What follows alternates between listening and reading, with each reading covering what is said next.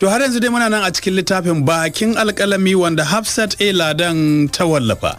Kuma idan masu haro za su tuna a shirin da ya gabata mun kwana ne inda muka ji yadda 'yan gidansu Shukura kaf hankalinsu ya matukar tashi da ganin irin halin da take ciki da muka ce asibiti suka nufa kai tsaye da ita inda nan da nan aka ɗauke ta aka nufi wani ɗaki da ita don taimakonta.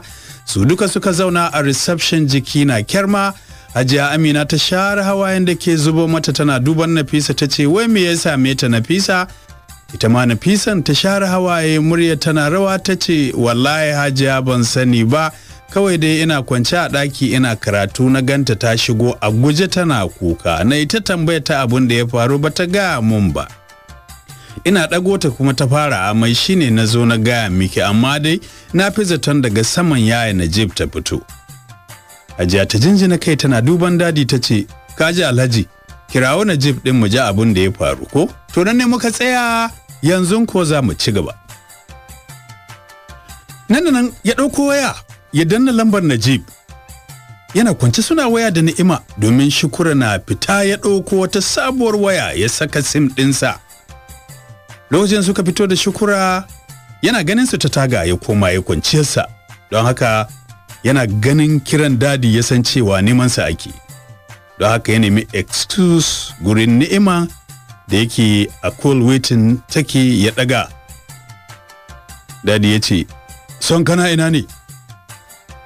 Najib ya narki murya cike da shagwaba ya ce, dadi bana nan yau tun safe na fita, amma zuwa dare zan dawo. Sai jinjina kai ya ce, to Allah ya dawo da kai lafiya. Dama Shukura ce ba lafiya, muna asibiti ma a yanzu. Idan ka dawo sai ka zo. Najib ya ce to, ya kashe wayar yana sakin tsaki. Nan da nan ya kira Ni'ima. Dadi ya dubi Hajiya yana cewa ba a san daga ina Shukura take ba, domin son ya ce shi baya ma gidan tun safe. Kin ga san baya da alaka da ciwon ta, sai dai idan ta farka ita ta iya faɗin abin da ya haddasa mata ciwon. Hajiya Amina ta jinjina kai ba tare ta ce komai ba, addu'ar ta dai Allah ya baiwa mareniyar yarta lafiya am. To sama da awa biyu suna kanta, sannan aka samu numfashinta ya dawo normal, sannan aka yi mata allurori aka sanya mata ruwa, likitan ya fito. Suna ganinsa duka suka miƙe da sauri suna tambayarsa. Ya zari glass ɗin idonsa ya ce, an samu ta dawo hayyacinta, komai ya yi normal. Sai dai akwai aune-aunen da za a yi mata, saboda a yadda muka ga ciwon nata jininta ya hau sosai, sannan zuciyarta tana neman kamuwa da ciwo. Ga kuma sauran abubuwa da muka gani a tare da ita. Tana da aure ne? Gaba ɗaya suka girgiza kai. Sai gida kai yana cewa, yanzu za a kawo ta ɗakin hutu. Za ku iya shiga ku ganta, sai dai ba a son hayaniya. Da kanta za ta farka, insha Allah kuma za ta dawo normal. Hajiya ta durƙushe tana kuka tana cewa na shiga uku ne Aminatu, me ya haɗa Shukura da hawan jini da ciwon zuciya, wannan wani irin al'amari ne. Dadi ne ke tausata domin Nafisa ita ma kukan take yi. A haka suka shiga ɗakin da aka kai Shukura. Tana kwance tana sharar bacci, fuskan nan ta few, lokaci ɗaya duk ta fice daga hayyacinta, wuyanta har yayi rama sai fari da ta ɗan ƙara. Hajiya Amina ta tsura mata ido cike da tausayi da tunanin abin da ya sanya ita cikin wannan hali. Tunaninta duk ya ƙare, domin dai ta san Shukura yarinya ce lafiyayya da ba ta shiga rigima, ƙawaye ma ba fayi ta yi ba balle yawon gidajensu. Ta san kuma babu yadda za a yi ta fita ba tare da neman izini ba. Ta fi zaton abin daga gurin Najib yake. Ko wani saɓani suka samu da kai su ga faɗa har yi sanadiyar shiga ta cikin wannan hali, saboda kowa ya san irin son da take wa Najib. To amma kuma tana mamakin abin da zai shiga tsakaninsu har ya sanya su faɗa a yadda suke tsananin son juna. Nafisa ma sura mata ido ta yi cike da tausayawa da tunanin abin da ya same ta. To shi kanshi dadin ya tausaya wa Shukura tare da tunane-tunane. Suka zauna bisa kujerun da ke zagaye cikin ɗakin suna binta da addu'a, lokaci-lokaci kuma suna kallonta. To sai yamma Lis Shukura ta farka, su duka suka isa gare ta cike da farin ciki, kowa na binta da sannu. Da ringa kallon su ɗaya bayan ɗaya cike da mamakin inda take a yanzu. Can fa abun da ya faru ya dawo kwanyata, munanan kalaman Najib suka ci gaba da ratsa kwanyata. Sai ta yi saurin dafi kanta game da sakin wani irin kuka mai motsa zuciya. Sai suka rikice gaba ɗaya. Hajiya ta kamo ta jikinta tana cewa me ke faruwa Shukura? Na bata ma san tana yi ba, kuka kawai take tana cewa ka cuce ni, ka yaudare ni, ba zan taɓa yafe maka ba. Sai jikinsu kuma yayi sanyi suka zuba mata ido. Hajiya ta jijjiga ta da ƙarfi tana cewa natsu Shukura, ki mana bayani, me yake faruwa ne, waye ya cuce ki Ta dago kumburarrun idanuwanta tana duban Hajiyar.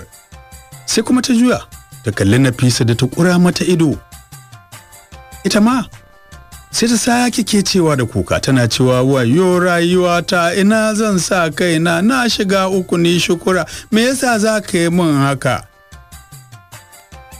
Abin ya shallake tunaninsu, sun fi zaton ko Shukura ta sami taɓuwar ƙwaƙwalwa ne. Hajiya ta fara karanta addu'o'i tana tofa mata. Daidai lokacin dadi ya tura ƙofar ɗakin ya shigo shi da likita a bayansa.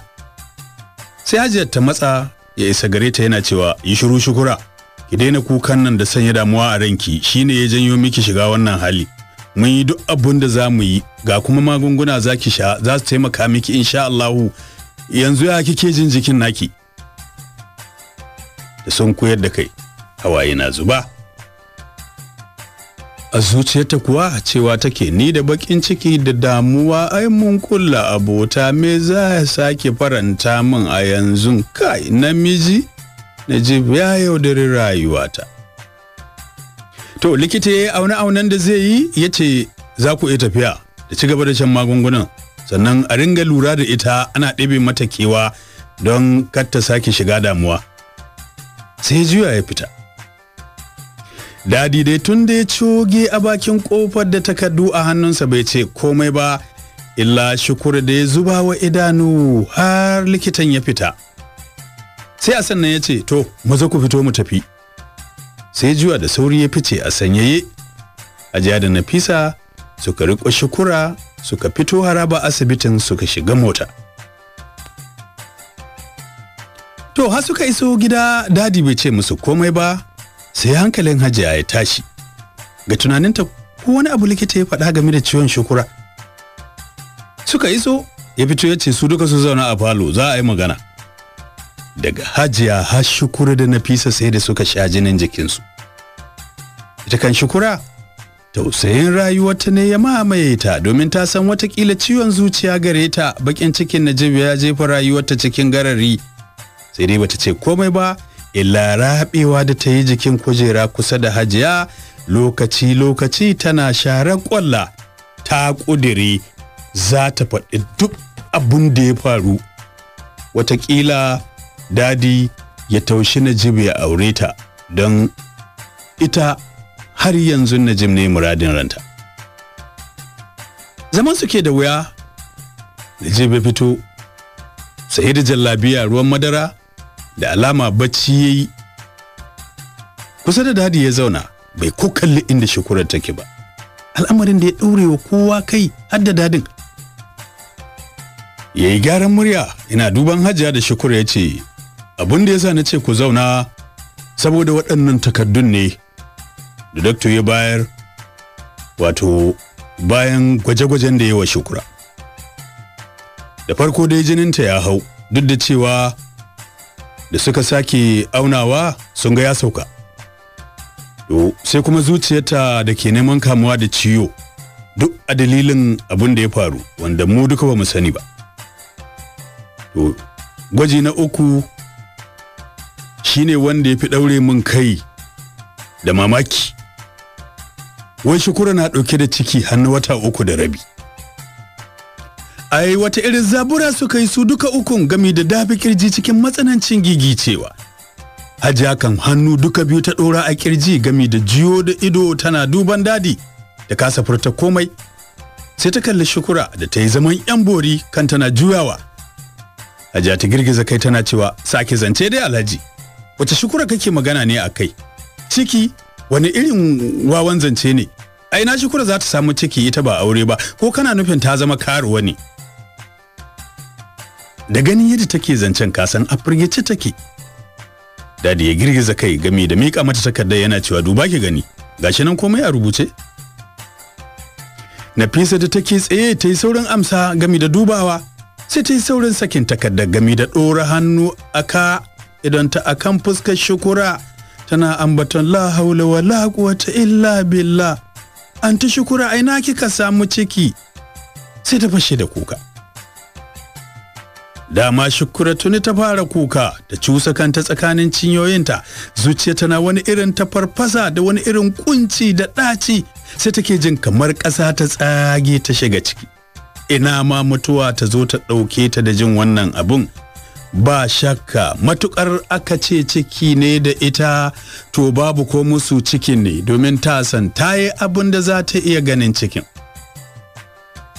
Ta yi saurin ɗago da jajayen idanuwanta ta watsa su bisa fuskar Najib cike da tsana da kyama. Kallo take masa mai muni da ka cuce ni. Hajiya dai girgiza kai kawai take duk da abin da ta gani jikin takardun. Ta ce da sake Alhaji.